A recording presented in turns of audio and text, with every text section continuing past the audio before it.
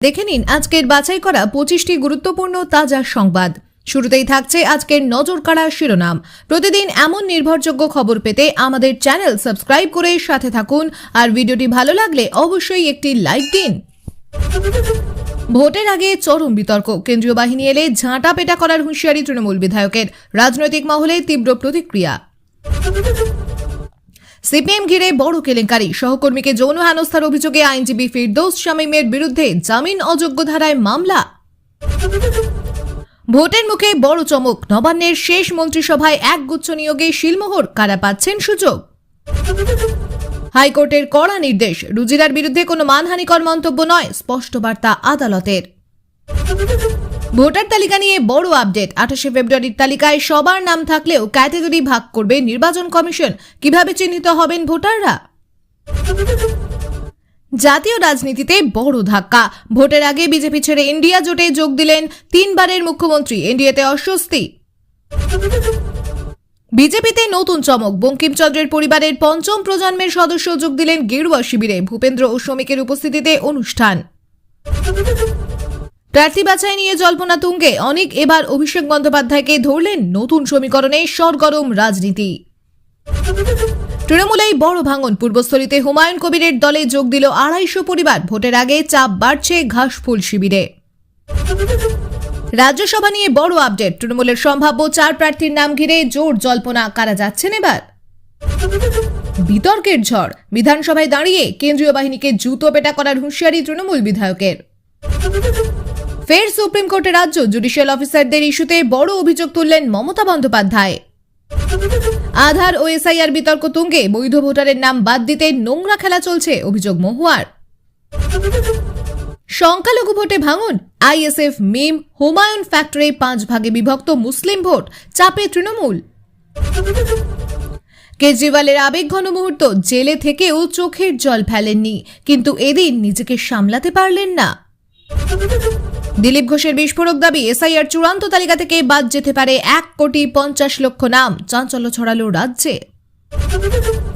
ভোটের আগে বড় চমক, এশিয়ান গেমসের সোনাজয়ী অ্যাথলিট স্বপ্না বর্মনের তৃণমূলে যোগদান। সুপ্রিম কোর্টে কড়া বার্তা, জুডিশিয়াল অফিসারদের সন্দেহ করা বন্ধ করুন, প্রধান বিচারপতির পর্যবেক্ষণ।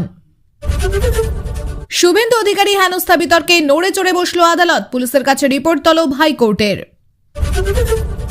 2026 বিধানসভা নির্বাচন ঘিরে জল্পনা, মার্চের শেষে কি ভোট, কত দফায় হতে পারে নির্বাচন। সিপিআইএম এর সম্ভাব্য প্রার্থী তালিকার সামনে, কোন কেন্দ্রে কাকে প্রার্থী করা হতে পারে, এক নজরে পূর্ণ তালিকা। এসআইআর নিয়ে বড় ঘোষণা, মৃত 61 জনের পরিবারকে চাকরি দেবে রাজ্য সরকার। ক্রিকেট জগতে শোকের ছায়া, রিঙ্কু সিংহের বাবার মৃত্যুতে শোকস্তব্ধ পরিবার ও অনুরাগীরা। আতঙ্ক ছড়াচ্ছে বোমা হুমকি, আদালতের পর এবার ডাকঘরে ইমেল, টানা 3 দিন জেলায় জেলায় নিরাপত্তা নিয়ে বড় প্রশ্ন। এতক্ষণ শুনছিলেন সংবাদ শিরোনাম, এবার আসছি বিস্তারিত খবরে। ভোটের আগে চরম বিতর্ক, কেন্দ্রীয় বাহিনী এলে ঝাঁটা পেটা করার হুঁশিয়ারি তৃণমূল বিধায়কের, রাজনৈতিক মহলে তীব্র প্রতিক্রিয়া। পশ্চিমবঙ্গের আসন্ন বিধানসভা নির্বাচনকে ঘিরে রাজনৈতিক উত্তাপ ক্রমশ বাড়ছে, তার মধ্যেই এক তৃণমূল কংগ্রেস বিধায়কের মন্তব্য ঘিরে তৈরি হয়েছে তীব্র বিতর্ক। তিনি প্রকাশ্যে হুঁশিয়ারি দিয়ে বলেন, ভোটের সময় কেন্দ্রীয় বাহিনী রাজ্যে এলে তাদের ঝাঁটা পেটা করা হবে। এই মন্তব্য সামনে আসতেই রাজনৈতিক মহলে শুরু হয়েছে তুমুল আলোচনা ও সমালোচনা। ঘটনাটি প্রকাশ্যে আসার পর থেকেই বিরোধী দলগুলো সরব হয়েছে।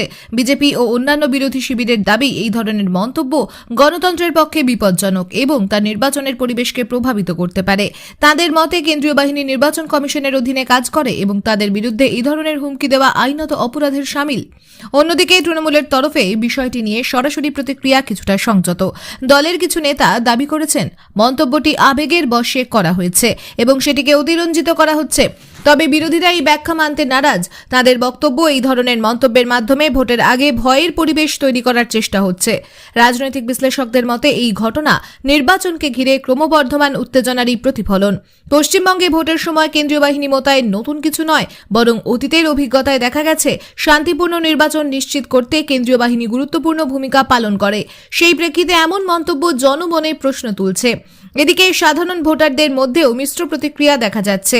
অনেকেই মনে করছেন রাজনৈতিক নেতাদের দায়িত্বশীল আচরণ করা উচিত, বিশেষ করে ভোটের আগে, কারণ এই ধরনের মন্তব্য ভোটের পরিবেশকে উত্তপ্ত করে তুলতে পারে এবং সাধারণ মানুষের মধ্যে আতঙ্ক তৈরি করতে পারে। আইন বিশেষজ্ঞদের একাংশের মতে, যদি এই ধরনের মন্তব্য সরাসরি হুমকির পর্যায়ে পড়ে, তাহলে নির্বাচন কমিশন বা প্রশাসন বিষয়টি গুরুত্ব সহকারে দেখতে পারে। প্রয়োজনে সংশ্লিষ্ট ব্যক্তির বিরুদ্ধে আইনি ব্যবস্থা নেওয়ার সম্ভাবনাও উড়িয়ে দেওয়া যাচ্ছে না। সব মিলিয়ে এই মন্তব্যকে কেন্দ্র করে রাজ্য রাজনীতি আরও উত্তপ্ত হয়ে উঠেছে।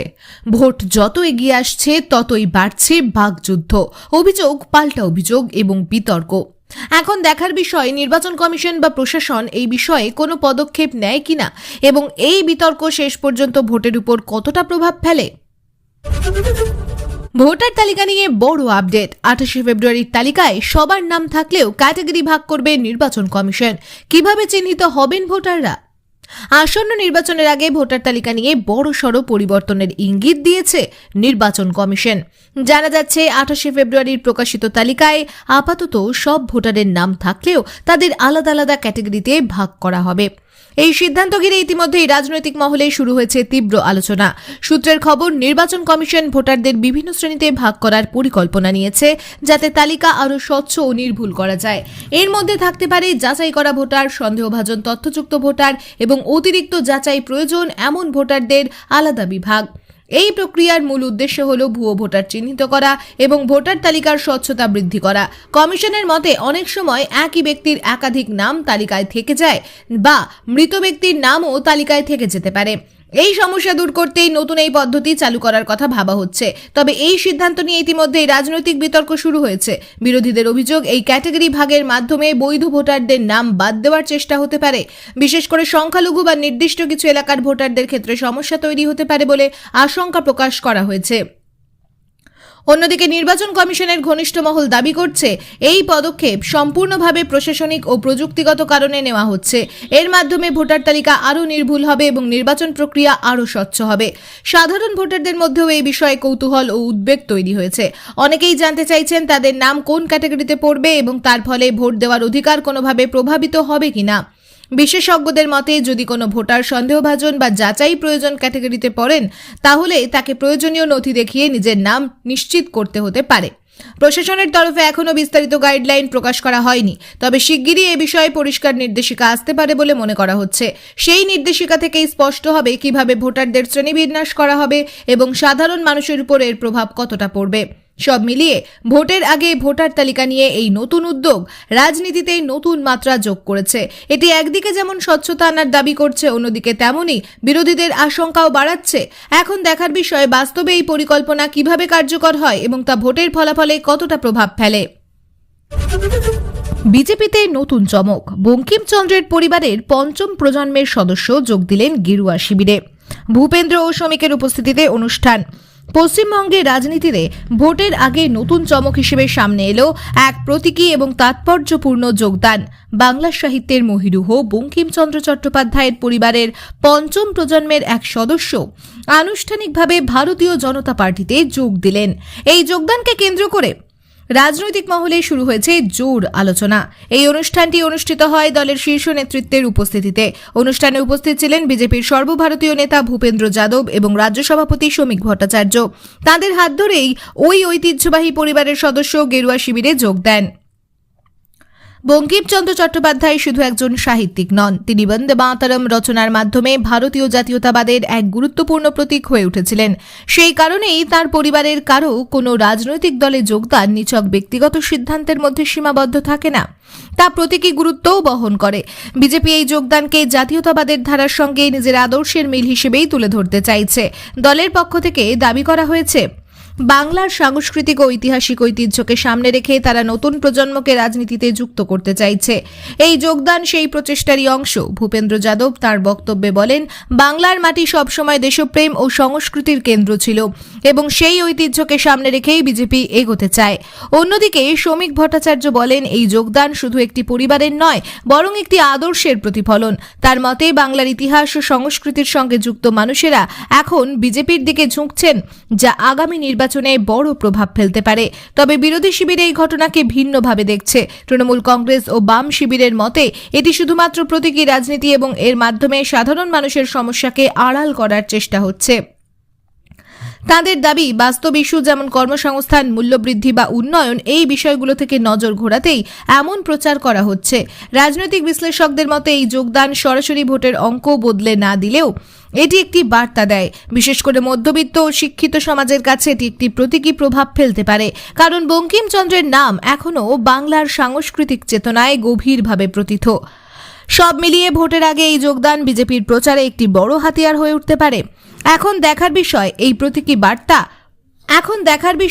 প্রতীকী বার্তা কতটা বাস্তব ভোটে রূপান্তরিত হয় এবং তা রাজনৈতিক সমীকরণে কতটা প্রভাব ফেলে। প্রার্থী বাছাই নিয়ে জল্পনা তুঙ্গে অনেক এবার অভিষেক বন্দ্যোপাধ্যায়কে ধরলেন। নতুন সমীকরণে সরগরম রাজনীতি। পশ্চিমবঙ্গের আসন্ন বিধানসভা নির্বাচনকে সামনে রেখে রাজনৈতিক অন্দরে শুরু হয়ে গেছে প্রার্থী বাছাইয়ের জোরদার প্রস্তুতি। এই প্রেক্ষাপটে নতুন করে চর্চায় উঠে এসেছে এক গুরুত্বপূর্ণ রাজনৈতিক যোগাযোগ। জানা যাচ্ছে অনেক নামে এক রাজনৈতিক ব্যক্তিত্ব সরাসরি যোগাযোগ করেছেন তৃণমূল কংগ্রেসের সর্বভারতীয় সাধারণ সম্পাদক অভিষেক বন্দ্যোপাধ্যায়ের সঙ্গে। আর এই ঘটনাই রাজ্য রাজনীতিতে নতুন জল্পনার জন্ম দিয়েছে। রাজনৈতিক সূত্রের দাবি, প্রার্থী তালিকা চূড়ান্ত করার আগে বিভিন্ন স্তরে আলোচনা চলছে। সেই প্রক্রিয়ার মধ্যেই অনেকের এই যোগাযোগকে বিশেষ তাৎপর্যপূর্ণ বলে মনে করা হচ্ছে। অনেকেই মনে করছেন এটি হতে পারে দলীয় টিকিট পাওয়ার প্রচেষ্টা বা নতুন কোনো রাজনৈতিক সমীকরণের ইঙ্গিত। তৃণমূল কংগ্রেসের ক্ষেত্রে প্রার্থী নির্বাচন একটি অত্যন্ত গুরুত্বপূর্ণ প্রক্রিয়া। দল সাধারণত সংগঠনের রিপোর্ট, জনসংযোগ, জনপ্রিয়তা এবং জয়ের সম্ভাবনা, এই সমস্ত বিষয় বিবেচনা করে প্রার্থী ঠিক করে। সেই জায়গায় কোনো নতুন মুখ বা প্রভাবশালী ব্যক্তির সরাসরি নেতৃত্বের সঙ্গে যোগাযোগ রাজনৈতিকভাবে বড় ইঙ্গিত বহন করে। অভিষেক বন্দ্যোপাধ্যায়ের বর্তমানে দলের অন্যতম প্রধান মুখ এবং সংগঠনের বিভিন্ন গুরুত্বপূর্ণ সিদ্ধান্তে তার ভূমিকা অত্যন্ত গুরুত্বপূর্ণ। ফলে তার সঙ্গে সরাসরি যোগাযোগ মানেই বিষয়টি গুরুত্ব সহকারে দেখা হচ্ছে বলে রাজনৈতিক মহলের ধারণা। এই ঘটনার পর থেকেই বিভিন্ন মহলে আলোচনা শুরু হয়েছে, অনেক কি তবে আসন্ন নির্বাচনে তৃণমূলের প্রার্থী হতে চলেছেন, নাকি তিনি অন্য কোনো রাজনৈতিক পরিকল্পনা নিয়ে এগোচ্ছেন। যদিও এই বিষয়ে এখনো পর্যন্ত কোনো আনুষ্ঠানিক ঘোষণা করা হয়নি।